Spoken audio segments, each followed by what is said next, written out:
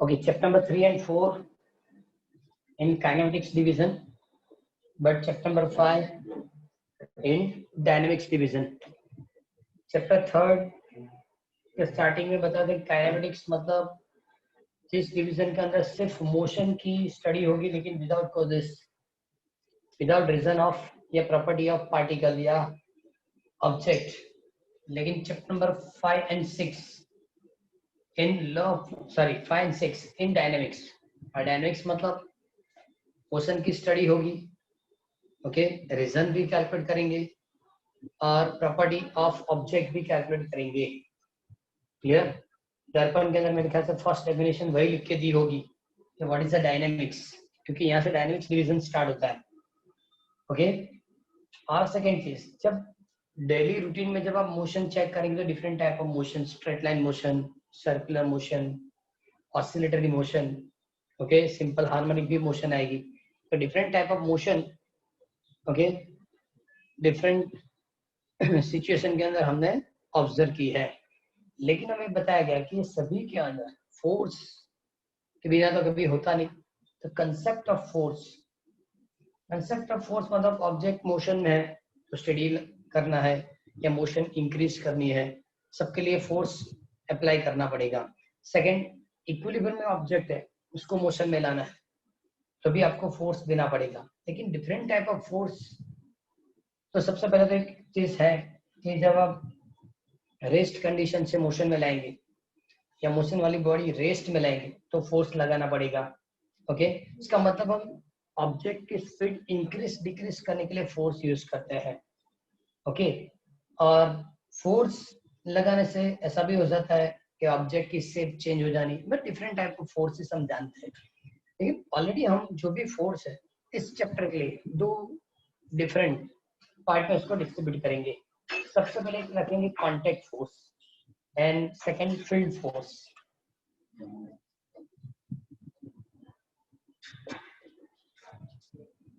Contact force and second field force. Contact force इसको हम जानते हैं.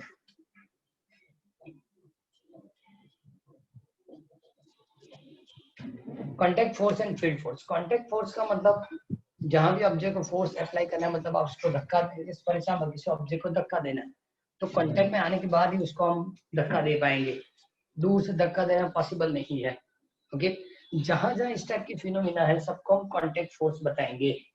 ओके, ऑब्जेक्ट पे सपोज मैंने यहाँ ये पेन रखी, ओके, तो पेन के ऊपर लगने वाली फोर्स डाउनवर्ड डायरेक्शन है और वो वेट, वो कौन से वेट, लेकिन जो सरफेस है उसको ऊपर की ओर फोर्स दे रही है वो है नॉर्मल फोर्स, और नॉर्मल फोर्स भी कांटेक्ट फोर्स है. तो दोनों कांटेक्ट पे तो नॉर्मल फोर्स.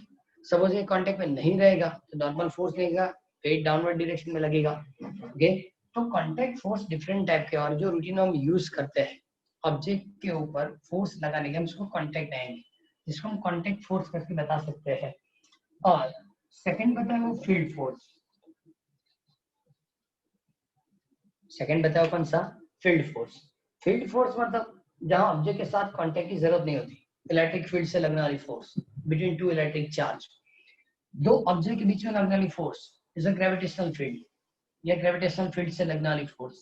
ओके, तो ऐसे नंबर ऑफ दो मैग्नेटिक पोल के बीच में लगने वाली फोर्स, मैग्नेट और आयरन रॉड के बीच में लगने वाली फोर्स, ये सभी फील्ड फोर्स है. फील्ड फोर्स के अंदर कांटेक्ट जरूरी नहीं है. फील्ड फोर्स के अंदर कांटेक्ट जरूरी, फिजिकली वो लोग कांटेक्ट में नहीं होते. ओके, यहाँ से सपोज ये पेन को आप फ्रीली फॉल करेंगे तो डाउनवर्ड जाएगी ड्यू टू अर्थ ग्रेविटेशन, तो ये फील्ड फोर्स है. तो दो टाइप के फोर्स ने बाइफरकेट करके दी, तो कांटेक्ट फोर्स एंड सेकंड क्या दिया? Field force. हाँ, सबसे पहले एक चीज और, सबसे पहले साइंस में फोर्स की कंटेंट जो किसने बताई हो तो एरिस्टोटल ने. एरिस्टोटल ने सबसे पहले फोर्स की कंटेंट दी थी, लेकिन वो कंटेंट गलत थी, मतलब वो प्रॉपर एक्सप्लेन नहीं किया था. फोर्स की प्रॉपर कंटेंट जो किसने एक्सप्लेन करके दी हो तो न्यूटन ने. किसने दी? न्यूटन. मतलब ये चीज याद है कि फोर्स की कंटेंट सबसे पहले सही तरह से किसने एक्सप्लेन करके दिया. वे इसमें इनिशियली चेक करो बहुत सारी ऑब्जर्वेशन या प्रैक्टिकल की इंफॉर्मेशन लिख के दी है, लेकिन इससे कुछ मिलता नहीं. सिर्फ एक चीज बताई गई है कि कौन सी फोर्स लेकर ऑब्जेक्ट किस तरह से मोशन करेगी. ऑब्जेक्ट स्टेडी है तो मोशन में कैसे लाना है, मोशन में स्टडी कैसे कर सकते हैं, मोशन या स्पीड इंक्रीज कैसे कर सकते हैं, सबके लिए उन लोगों ने सब लिख के दिया है। ओके, वो गैलरी वाली एक्सपेरिमेंट भी आपने सपोज आगे वाले स्टैंडर्ड में पढ़ी होगी कि ऊपर से सपोज आप इसको फ्री करेंगे तो नीचे की ओर आएगा, तब उसकी स्पीड क्या होती है, इंक्रीज होती है। लेकिन सपोज नीचे से आपने लेफ्ट के ऊपर की ओर जाएगा तो स्लोली स्लोली स्पीड क्या होती है, डिक्रीज होती है। ओके, रफ सरफेस होगी और सपोज आपने किसी रफ सरफेस को धक्का दिया तो उसकी स्पीड डिक्रीज होती है। लेकिन जो स्मूथ सरफेस वहां धक्का दिया तो उसकी मोशन कंटिन्यू रहेगी। ये सभी चीज हमने आगे भी पढ़ा है। क्लियर? ये सभी एक्सपेरिमेंट गैलीलियो की जो एक्सपेरिमेंट है उसकी तरह हमने कंप्लीट किए थे। उन लोगों ने सभी चीज की इंफॉर्मेशन फिर से एक बार कंप्लीट करके दी है, फिर से एक बार, कि एरिस्टोटल के हिसाब से मोशन क्या होती थी, ये रॉन्ग क्यों है। ओके, वो सभी चीज उन लोगों ने लिख के दी है। लेकिन ये सब जो स्टेटमेंट है बहुत साल पहले की, तब साइंस की इतनी डेवलपमेंट नहीं थी, असम्पशन से सब स्टेटमेंट दिए जाते थे। अभी जो है सब टेक्नोलॉजी के हिसाब से कैलकुलेट करके आंसरिंग दी जाती है। सेकेंड चीज के लॉ ऑफ मोशन जो पढ़ेंगे हम चैप्टर की हेडिंग है लॉ ऑफ मोशन। तो ऑब्जेक्ट मोशन में क्यों आती है, तो सबसे पहले फोर्स लगता है तब वो मोशन में आती है, विदाउट फोर्स अपने आप वो मोशन में नहीं आएगी। इसलिए हम लोगों ने दो फोर्स कैलकुलेट करके दिए, contact force and field force. Okay, ये दो रिएक्टिव फोर्स अवेलेबल है, कॉन्टेक्ट और फील्ड। और फोर्स की टाइप सब पता चल जाती है तो आपको डिफरेंट मोशन पता चलने लगेगा। फोर्स की टाइप पता चलेगी तो डिफरेंट। ओके, तो इसमें सबसे पहले एक चीज हमको एक्सप्लेन करके दी और बाद में उसने बताया कि सबसे पहले फोर्स के एजम्पशन या कंटेंट जो इसने एक्सप्लेन की हो तो अरिस्टोटल थे। ग्रीक फिलोसोफर ऐसा लिखा है अरिस्टोटल, जिसने कंप्लीट करके दिया था। ओके, और सेकंड चीज के बाद में फोर्स तो बहुत सारे हैं, एज फॉर एग्जाम्पल की सिर्फ हमने ग्रेविटेशन बताया, इलेक्ट्रिक बताया, मैग्नेटिक बताया, ऐसा नहीं, बहुत सारे। स्प्रिंग कंप्रेस कर एक्सपेंड सॉरी बाहर की ओर, इसको जितना भी लेंथ इंक्रीज करेंगे अंदर की ओर एक रिस्टोरिंग फोर्स लगेगा। सेकेंड चीज विस्कस मीडियम में विस्कस, ओके, तो वहां विस्कोसिटी फोर्स लगता है। सरफेस के ऊपर सरफेस टेंशन फोर्स लगता है। सो नंबर ऑफ फोर्सेस और सभी 11 के अंदर डिफरेंट डिफरेंट चैप्टर में उन लोगों ने एक्सप्लेन करके दिए है। एक चीज और भी कि फोर्स की कांटेक्ट फोर्स और फील्ड फोर्स तो हमने लिया, लेकिन फील्ड के अंदर और भी है कंजर्वेटिव फील्ड। कंजर्वेटिव फील्ड मतलब क्या है कि यहाँ फोर्स से होने वाली जो वर्क है, ओके, वो वर्क कांस्टेंट है, वो मतलब लॉस नहीं होगा। जहां भी एनर्जी लॉस होती है उसको कंजर्वेटिव फोर्स या कंजर्वेटिव फील्ड बताया जाएगा। ओके, और नॉन कंजर्वेटिव क्या है वो भी बताएंगे। मतलब ये different type of force, force में दो टाइप मैंने बताया, कांटेक्ट एंड फील्ड, लेकिन फील्ड के अंदर भी दो आएगी, conservative and non conservative forces. Clear? तो यहाँ तक तो पहले इनिशियल इंफॉर्मेशन थी। ओके, बाद में उन लोगों ने गैलीलियो के एक्सपेरिमेंट दी। अब गैलीलियो के एक्सपेरिमेंट ने सबसे पहले बताया कि सपोज एक स्लोप है,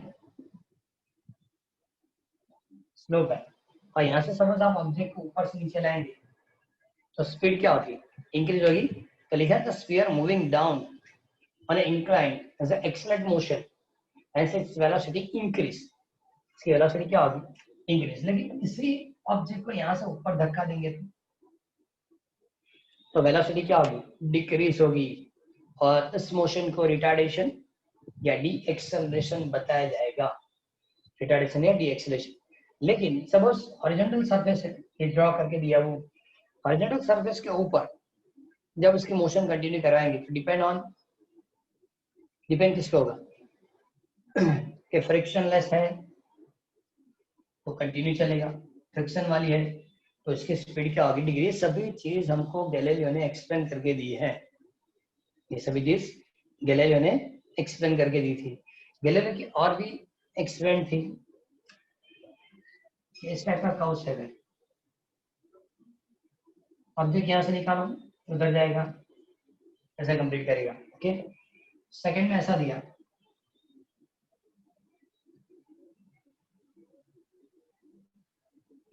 यहाँ जितना इंक्लिनेशन है उतना यहाँ नहीं है। ओके, और थर्ड यहाँ से सीधा सरफेस के पैरेलल हो जाएगा, तो बाद में कौन सी मोशन हो जाएगी, स्ट्रेट लाइन। ये सभी से मिलता है कि यहाँ से आपने लेफ्ट किया उधर जाएगा, इक्वल हाइट पे जाकर उतनी वेलोसिटी, यहाँ से जैसे नीचे गया स्पीड इंक्रीज होगी, ऊपर जाएगा तो डिक्रीज होगी। ओके, बाद में यहाँ से आपने कंटिन्यू किया, जैसे नीचे आएगा स्पीड इंक्रीज होगी और बाद में स्पीड डिक्रीज। लेकिन यहाँ क्या होता है, हाइट हाइट जो है ये हाइट इसे कम कर दी गई तो डिस्टेंस ज्यादा कवर करेगा, यहाँ डिस्टेंस कम कवर करेगा ज्यादा। और सपोज यहाँ से आपने इसको फ्री किया तो कंटिन्यू जाएगा। सरफेस कैसे होनी चाहिए, स्मूथ सरफेस रहनी चाहिए। ये डिफरेंट टाइप की जो भी इंफॉर्मेशन है ओके, वो पहले गैलीलियो ने different, just a minute,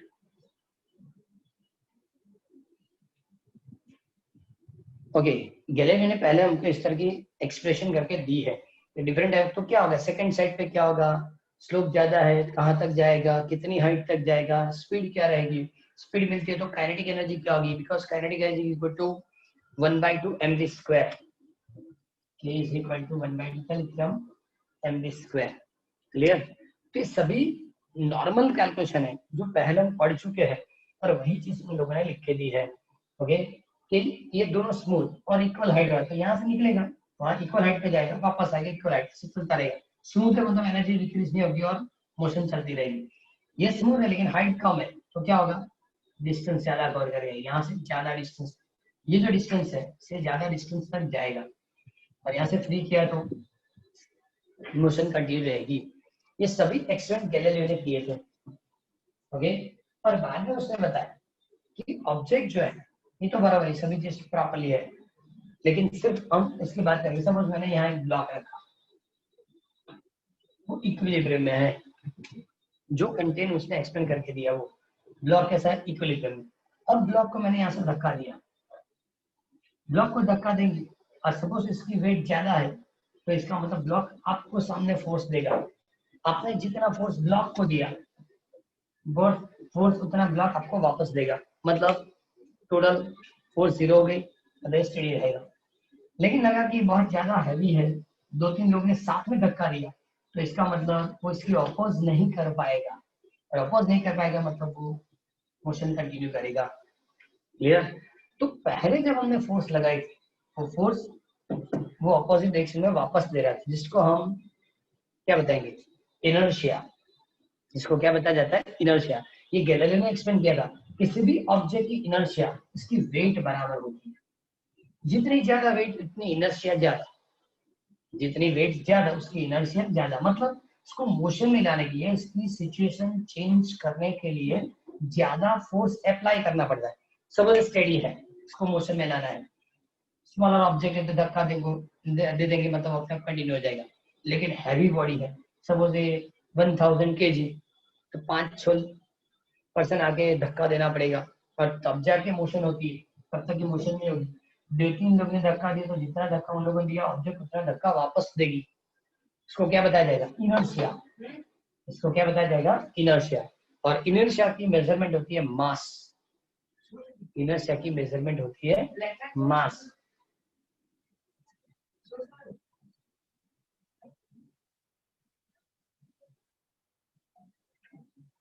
inertia की जो मेजरमेंट होती है वो क्या रहेगी, मास होगी। कितना मास ज्यादा, कितना मास ज्यादा होगा उतनी उसकी इनर्शिया क्या होगी, ज्यादा होगी। और उसको ज्यादा फोर्स लगाने से वो इक्विलिब्रियम से मोशन में या मोशन से इक्विलिब्रियम में आएगा।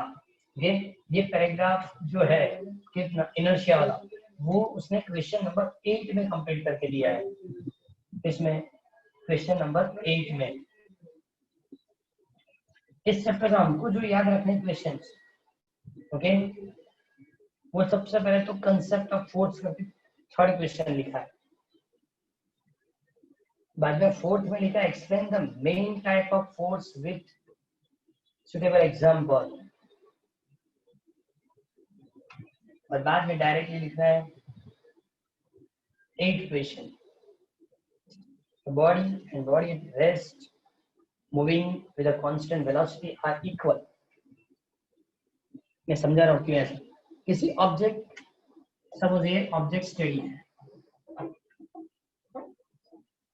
और एक सिंगल ऑब्जेक्ट कांस्टेंट एक्सेलरेशन से, sorry constant velocity, constant velocity से मोशन, वेलोसिटी कांस्टेंट मतलब एक्सेलरेशन प्रोड्यूस नहीं होगा, because acceleration is equal to delta v by delta t। Velocity change नहीं होगी, इसका मतलब वेलोसिटी कांस्टेंट, और वेलोसिटी कांस्टेंट होगी तो एक्सेलरेशन प्रोड्यूस नहीं होता। तो ये दोनों सिचुएशन इक्वल है। स्टेडी ऑब्जेक्ट और कांस्टेंट वेलोसिटी, दोनों के अंदर फोर्स प्रोड्यूस नहीं होगा, दोनों के अंदर फोर्स प्रोड्यूस नहीं होगा। सबसे पहले steady object, second constant velocity से जो मोशन होती है, दोनों के अंदर फोर्स प्रोड्यूस नहीं होगा। दोनों को इक्वल सिचुएशन बताई जाती है, क्योंकि यहाँ फोर्स जीरो, यहाँ F is equal to zero, और ऑब्जेक्ट जब कांस्टेंट वेलोसिटी से जाएगा तभी F इज इक्वल टू क्या लिखा जाता है, जीरो। ओके, और इसलिए दोनों को उन्होंने बताया इक्वल सिचुएशन है। Why said the body and the body at a rest and the body moving with a constant velocity are equal, and what is the inertia, which is उन्होंने question number 8 में हमको complete करके दी है, question number 8। अब ये सभी information के बाद जो मेन पॉइंट है वो कौन कौन से, Newton's first law of motion, second law of motion and third law of motion. इस चैप्टर के अंदर पहले तो वो तीन कंप्लीट करने हैं, Newton's first law, second law and Newton's third law of motion. ये कंप्लीट हो गया तो इसके बाद law of conservation of momentum. इस चैप्टर के अंदर थियोरी बहुत कम है, जल्दी ही खत्म हो जाएगा, लेकिन मेन चीज कि जो भी क्वेश्चन है प्रॉपर्ली कंप्लीट करना है। सभी Newton's first second third law आगे कंप्लीट हुआ है, वही स्टेटमेंट विद एग्जांपल अभी एक्सप्लेन करना है। ओके, फर्स्ट लॉ की स्टेटमेंट क्या थी, न्यूटन्स फर्स्ट लॉ,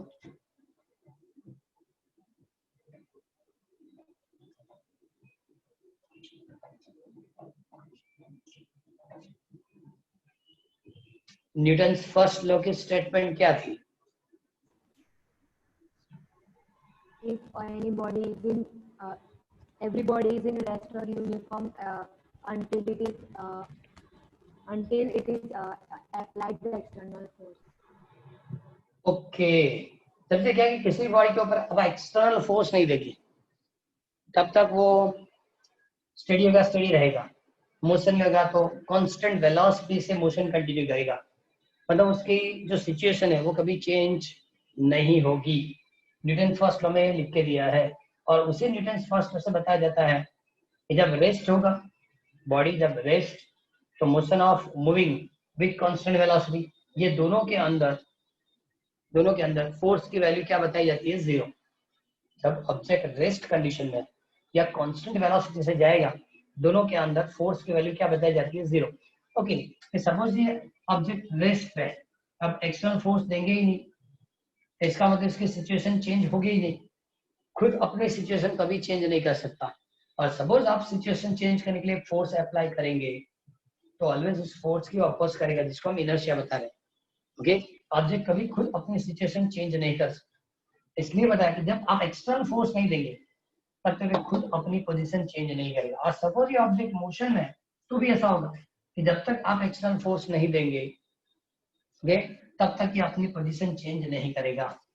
मतलब ये सपोज इसकी कांस्टेंट वेलोसिटी पे कंटिन्यू करेगा।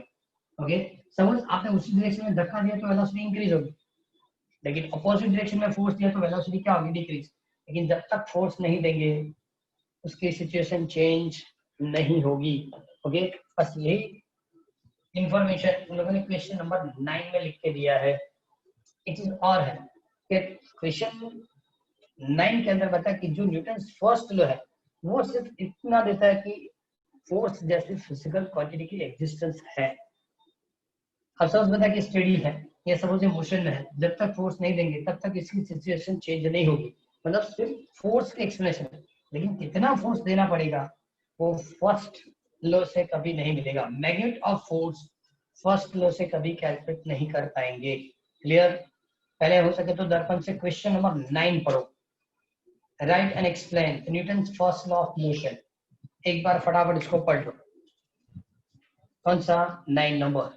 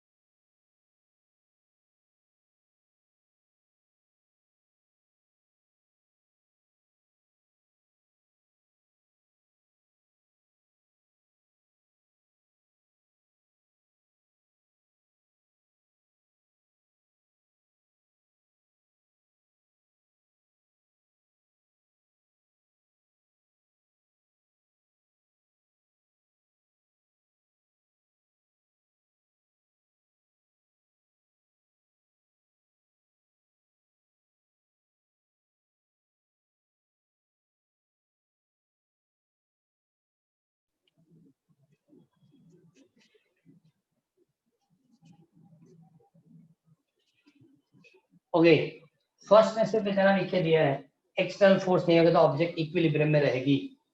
ओके, अब इक्विलिब्रियम में होता है, जब ऑब्जेक्ट इक्विलिब्रियम में होगा तो दो तीन चीज, सपोज इक्विलिब्रियम में है, कितने फोर्स लगेंगे? First, in downward direction is a weight equal to mg, and second, normal force due to plane surface is a capital R, और इक्विलिब्रियम का मतलब W is equal to R, मतलब R is equal to mg, R is equal to mg। Clear? तो जब तक equilibrium में ये दोनों फोर्स इक्वल होंगे, ये दोनों फोर्स क्या रहेंगे? इक्वल। लेकिन जब मोशन में आएगा, कंटिन्यू मोशन रहती है, ओके, तो कंटिन्यू मोशन के अंदर एक्सेलरेशन प्रोड्यूस नहीं होती, एक्सेलरेशन प्रोड्यूस नहीं होती, इसका मतलब कि यहाँ फोर्स नहीं लगता। अब सेकेंड रूल, अब कौन सा? Second rule. सेकेंड रूल के अंदर जो इक्वेशन है, इसमें लिखा rate of change of momentum is external force on given object. लेकिन rate of change of momentum में सबसे पहले तो मोमेंटम क्या है? Okay,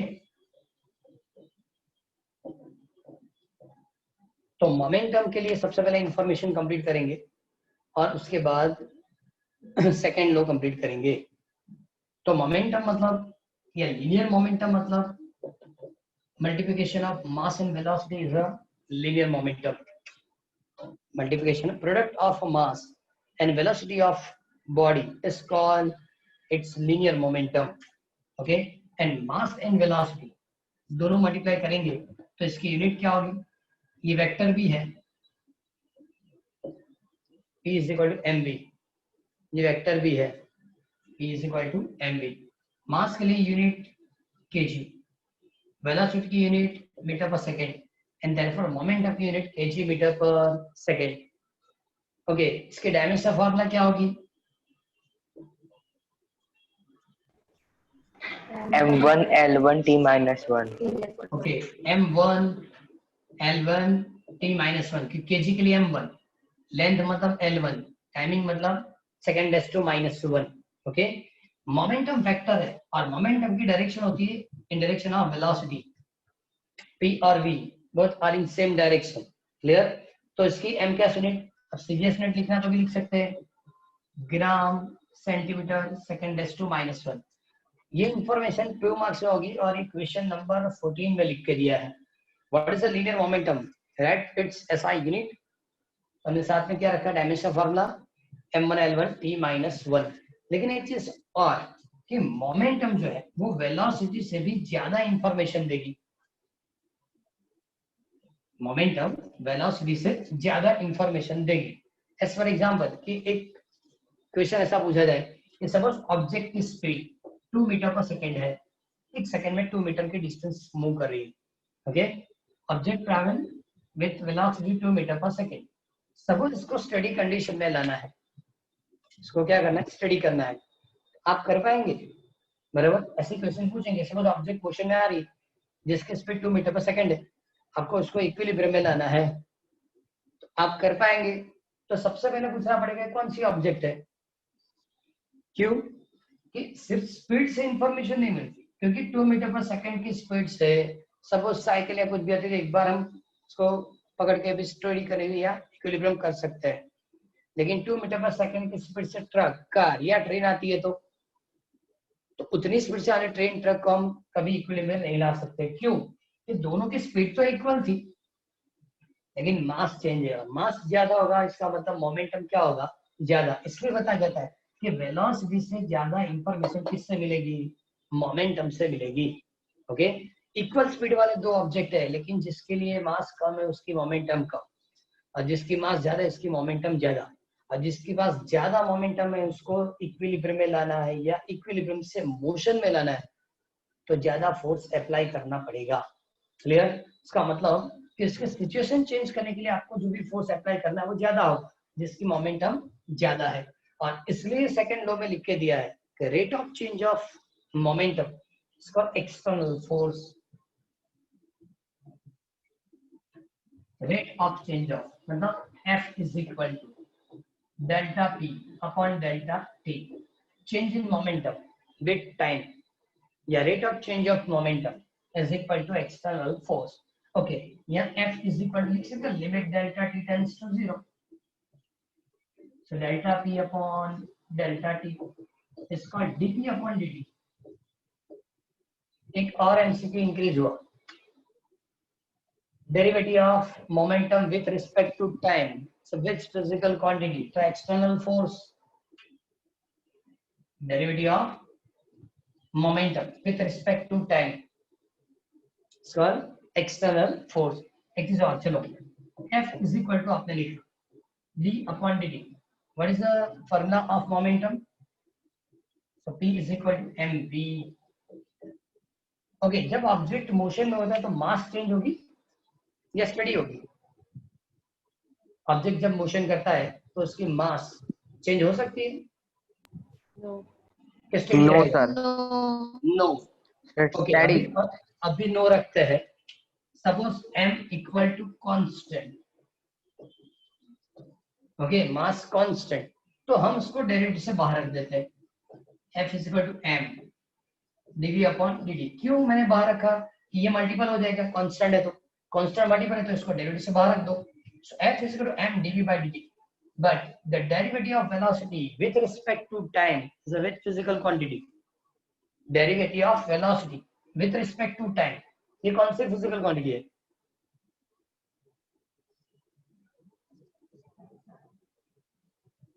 derivative of velocity with respect to time, क्या बताएंगे?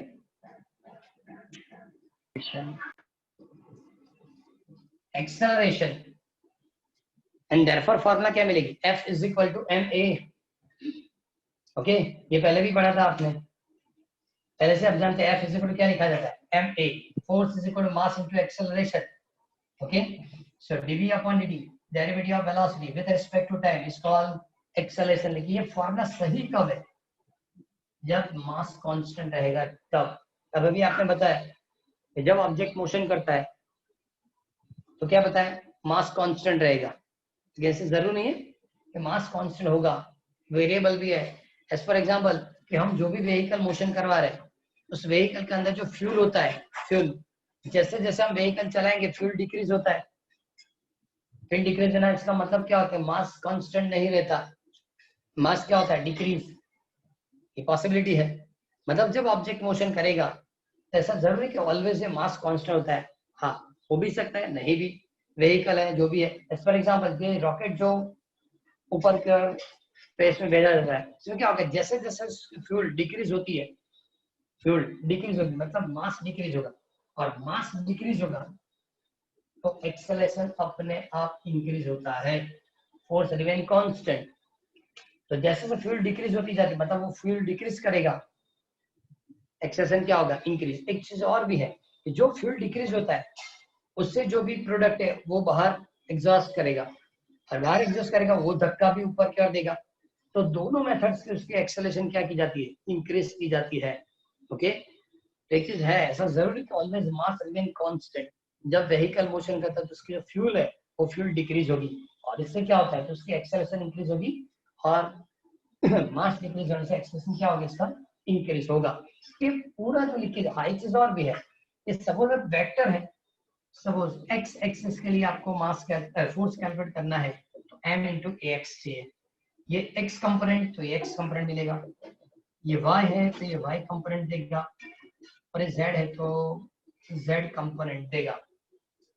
बराबर, क्लियर? तो rate of change of momentum, rate of change of momentum, इसको क्या बताएंगे हम? Rate of change of momentum, इसको न्यूटन सेकेंड लॉ करके हम कंप्लीट करेंगे। क्लियर? पता चलेगा। इसमें एक क्वेश्चन के हिसाब से मैं लिस्ट बना दूंगा। आज दो simple 2 questions, first and second law की इंफॉर्मेशन ही आज पढ़ रहे हैं, ज्यादा नहीं पढ़ रहे आज, फर्स्ट एंड सेकंड। लेकिन सबसे पहले क्या कंप्लीट किया, तो फर्स्ट उससे पहले कितने टाइप के फोर्स है, वो कंसेप्ट ऑफ फोर्स, कितने टाइप के फोर्स होंगे, तो different two type of force, contact force and field force. Okay, बाद में मैंने इनर्शिया एक्सप्लेन किया, बाद में कौन सा एक्सप्लेन किया, इनर्शिया। ओके, सबसे पहले कांटेक्ट फोर्स के लिए मैं लिखते जा रहा हूँ, थर्ड क्वेश्चन था। ओके, बाद में फोर्थ क्वेश्चन था different type of force, different type of force. बाद में कंप्लीट करना इनर्शिया वाला क्वेश्चन, मतलब 8 नंबर इनर्शिया वाला question and 9 number Newton's first law. Okay, बाद में मोमेंटम के लिए, बाद में किसके लिए, मोमेंटम। ओके, मोमेंटम के लिए जो कंप्लीट करेंगे वो है 14। अब न्यूटन फर्स्ट लॉ के लिए एग्जांपल की जरूरत थी, आप मेरे ख्याल से न्यूटन फर्स्ट लॉ के एग्जांपल तो जानते होंगे, मैंने सिर्फ आपको न्यूटन फर्स्ट लॉ ही एक्सप्लेन किया। एग्जांपल आप जानते हैं कि सपोज वो बस स्टडी होती है, जैसे स्टार्ट करेंगे, ओके, बस आगे जाके धक्का पीछे का लगता है, ये नहीं होना चाहिए, धक्का आगे ही लगना चाहिए, लेकिन पीछे का धक्का क्यों लगता है, क्योंकि ये जो है इक्विलिब्रियम से डायरेक्ट स्टार्ट होता है इसलिए। सिमिलरली जब बस मोशन में क्या करेंगे, ब्रेक करेंगे, तो धक्का किस ओर लगेगा, अब ब्रेक करना मतलब बस आगे जाए, ब्रेक करना मतलब पीछे की ओर फोर्स लग रहा है, लेकिन हमको धक्का आगे की ओर लगता है। ये जो सिस्टम रहती है ना, ओके, वो सब ऑपोजिट डायरेक्शन के सिस्टम जो फर्स्ट के एग्जांपल में भी लिख सकते हैं, न्यूटन फर्स्ट के एग्जांपल में ये चीज हम एक्सप्लेन कर सकते हैं। क्लियर, तो ये हम लोगों ने एग्जांपल लिखने, एग्जांपल की जरूरत है, इसलिए मैंने आपको क्वेश्चन नंबर 9 ओनली उतना ही दिया है कि वही आप सिर्फ प्रिपेयर करेंगे। लेकिन ये मोमेंटम वाला जो है, ये लीनियर मोमेंटम, वो कंप्लीट करना है, बराबर। हाँ, पढ़ेंगे जरूर आप जो भी पढ़ना है, लेकिन प्रिपेयर कौन कौन से करने हो। ओके, बाद में जो पढ़ा है मैंने 17 नंबर पढ़ा है, कौन सा, right the importance point of Newton second law of motion. Okay, statement complete करते हैं, उन लोगों ने तो बहुत सारी चीज लिखी है। एक मिनट, 17 मत कंप्लीट करो, 16 का second law only. Write and explain the Newton's second law of motion. Newton's second law of motion. जो उन लोगों ने एक्सप्लेन करके दिया वो मैं आपको फिर से एक बार एक्सप्लेन कर रहा हूँ, क्योंकि बाद में टेक्स्ट बुक पढ़ते हो या दर्पण पढ़ते हो आपको प्रॉब्लम नहीं होनी चाहिए।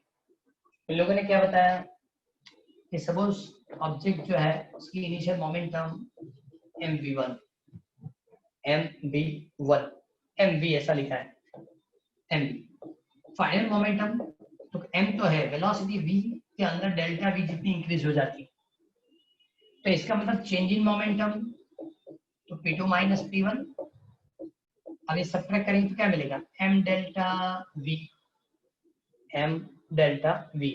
अब लिखा force F is equal to delta p upon delta t is equal to m delta v upon delta t। Okay, अब यहाँ हमको क्या करना है, limit delta t tends to 0। उन्होंने इसको प्रोपोर्शनल पहले लिखा है, क्या लिखा, प्रोपोर्शनल, तो यहाँ इक्वल टू करना है तो k कांस्टेंट लिखा है, k क्या हो जाएगा, constant. Okay sir, F is equal to k constant m limit delta t tends to 0 delta v by delta t, so F is equal to k m, इसको क्या लिखेंगे, एक्सेलरेशन a, इसको क्या लिखा जाएगा, एक्सेलरेशन a। ओके, और बाद में F is proportional to ma section लिख के दिया। हम डायरेक्टली इक्वल टू लिखना हो तो लिख सकते हैं, इसमें कोई गलती नहीं है। ओके, पता चल गया, तो Yes, sir. ओके, फोर्स की यूनिट क्या होगी, इससे फोर्स की unit kg metre second raise to -2, because mass की यूनिट होगी kg, acceleration metre per second square, and dimension का formula is m1 l1 and t minus 2, m1 l1 t minus 2। Okay, 1 Newton force की definition लिखनी है तो भी उन लोगों ने लिख के देगी, the force which can produce the acceleration 1 meter per second square, force which can produce the acceleration 1 meter per second square in a body of mass 1 kg। 1 kg मास की जो ऑब्जेक्ट है, इसमें आप 1 मीटर पर सेकेंड स्क्वायर की acceleration produce करेंगे तो require force को क्या बताएंगे? 1 न्यूटन। रिक्वायर फोर्स को क्या बताएंगे? 1 न्यूटन। बस तो आज सिर्फ इतना रखो। ओके, नेक्स्ट के अंदर इसी से स्टार्ट करेंगे। एक और क्वेश्चन पढ़ाऊंगा, बाद में सिमिलर क्वेश्चन मिक्स नहीं हो जाने चाहिए। क्लियर? आज पहले इतने क्वेश्चंस कंप्लीट कर देने हैं, 3, 4, 8, 9, 14 एंड 16। क्लियर? इतना कंप्लीट कर देना है। सेकेंड लो तक पढ़ा है, लेकिन सेकेंड लो से और इंफॉर्मेशन आगे कंप्लीट करेंगे। क्लियर?